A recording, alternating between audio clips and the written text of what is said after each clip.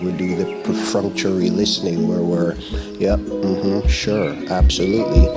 And then when you challenge them with a question based on what you were talking about, you get that dumbass look like,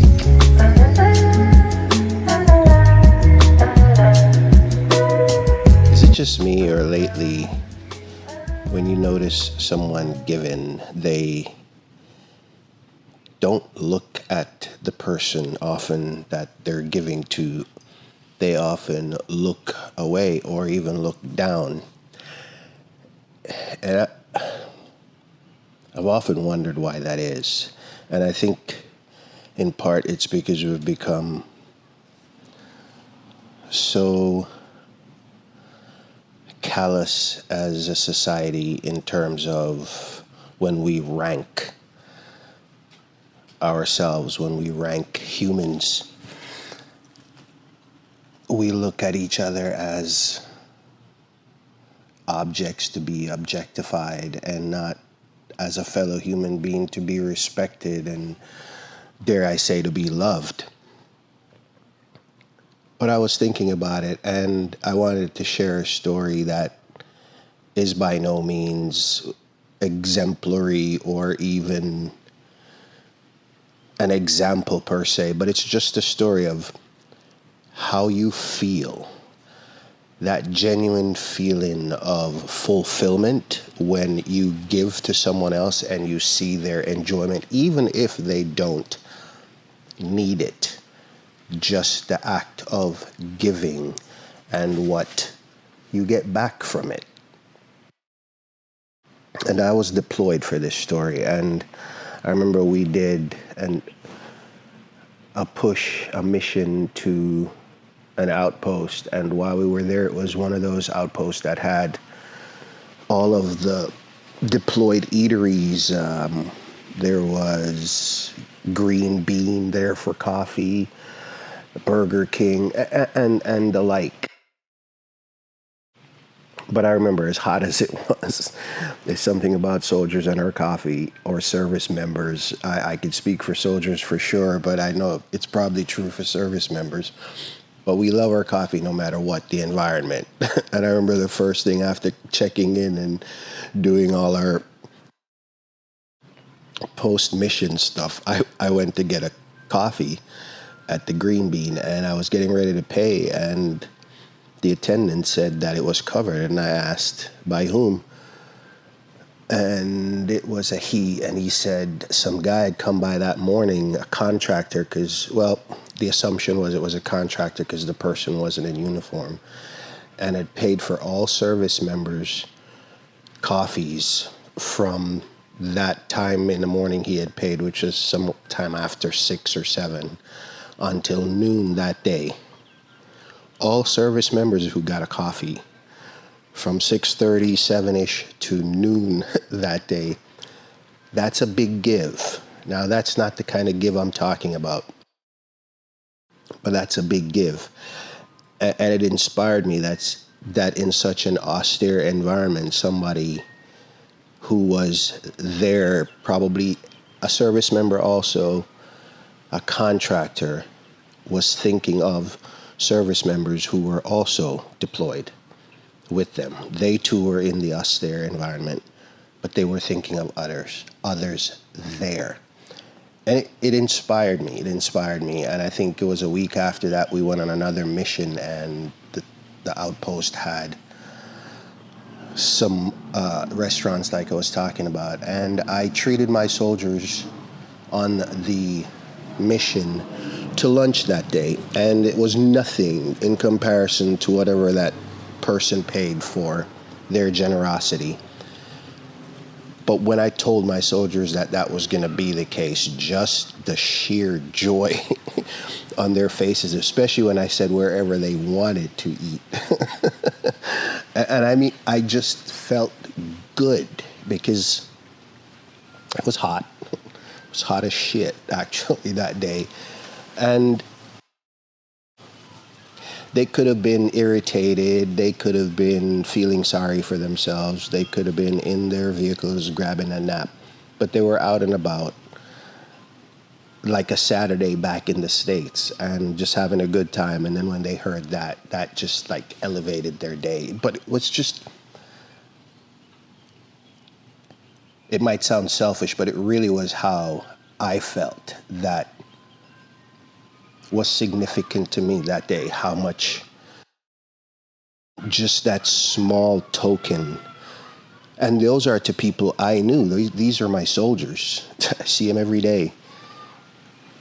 But back to my opening though, when we give to people on the streets, I observe people. I'm a wannabe social scientist. I mean, I studied enough of the classes, but so I watch people, and I've been noticing that some people who give, they give by looking away or they give by looking down. And there is some credence to that. There are people who like to give in silence and solitude. They don't like to announce. And I'm not asking people to announce their giving either.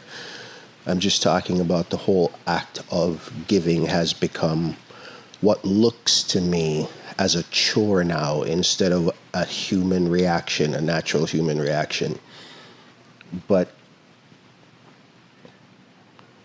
the simple act, and like I was saying, some people like to be in the shadows with their giving. A lot of really giving philanthropists aren't talked about, heard about, advertised. And there are others, but just from my non-scientific observation, I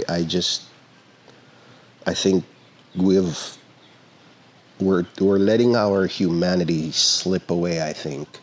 And it's happening because of the divisiveness in religion, politics, social issues. The families, they're broken. And I can speak to that. I have a broken relationship with my two boys. So if we continue these type of revolving door like behaviors, I mean, what is the final outcome? What is the end game? What is the end game? And I think it goes back to giving time to listen, to really listen to each other and understand what each other is saying, and to feel and see the emotions. And there are reasons for that. Social media. We're so distracted by our devices that we no longer really truly listen. And look, I don't mean to be foul, but it's where we've gotten going, and it's in part because we don't share. Starting with listening to each other, presence, being there for each other, putting away the device and actually looking in each other's eyes when we speak, so that you can see and hear and feel that emotion. Because sometimes by looking in someone's eyes, you can feel their emotions. And I'm not necessarily talking about if there are tears in their eyes, just the humanity of that interaction is so powerful that you can. But I think our giving, our tangible giving, is getting hurt by our perfunctory listening and lack of presence. And I don't know if it's just me. By the way, if you're still watching at this point, welcome if you're new here. Welcome back if you're returning. I'm Warren, by the way. But I think that we have let our humanity slip so much that even the act of sharing, because that's what giving is, right? I have more, you're in need, I share, right? Culturally, communally, that's how we always were. So I ask, what the heck is the problem? Really, what is the problem? Communally, when we lived, in caves among the animals, we shared. And I'm sure there were arguments. I am sure there were arguments, but overall survival was dependent on sharing. And not to seem and sound cliche, but sharing is caring, right? That's how the communities cared and shared with each other. But, and you would say, come on, Warren, progress, industrialization, look at us now, technology. And I say, right on, true enough. But we're still here. So why are we taking ourselves out of the equation? We're still here, right? This progress and this advancement and this technological charge, because this thing is on a different trajectory, let's just be honest. But even with all of it, even with AI, I mean, it's in the news so much about, is it going to overtake humans? It's how much effect it's going to have on humans. We're still going to be here. We still have emotions. We still feel, right? Dare I say we still bleed. But we're going away from that. We're going away from our humanity. And I don't mean to seem melancholy and dark about it, but it's real.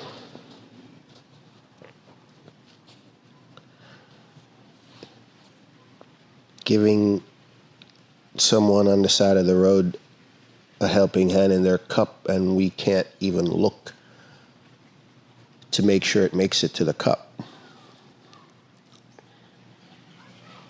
It's just we're in such a hurry about us that the second it takes to just slow your pace to make sure that when you dip down to do it, if the person is seated, that you make the cup. Often it's just a... So do you mean it?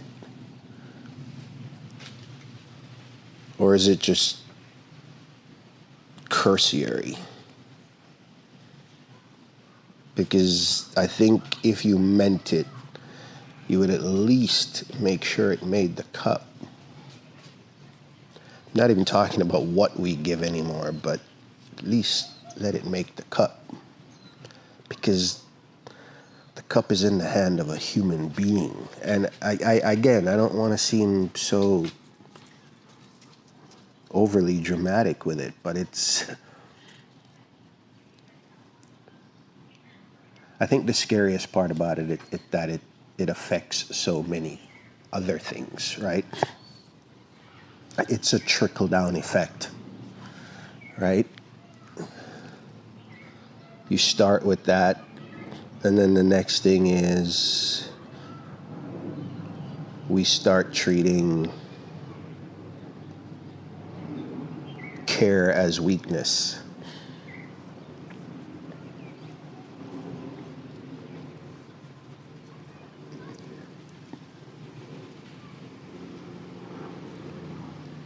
But I don't know. But anyway, that day in Iraq just made so much of a difference. And like I said before sharing this story, it's not for applause. It's not for...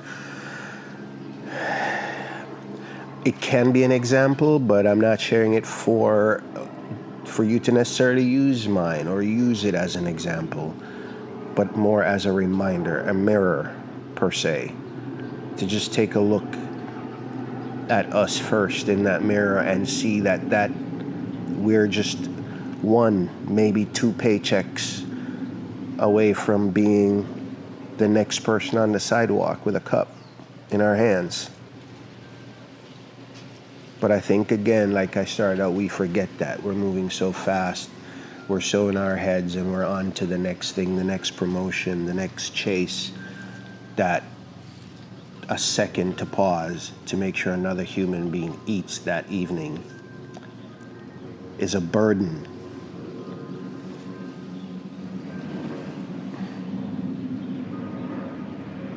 But I don't want to leave it there. I just want to encourage you, us, to get back to being humans, simple human beings, where A hello is enough.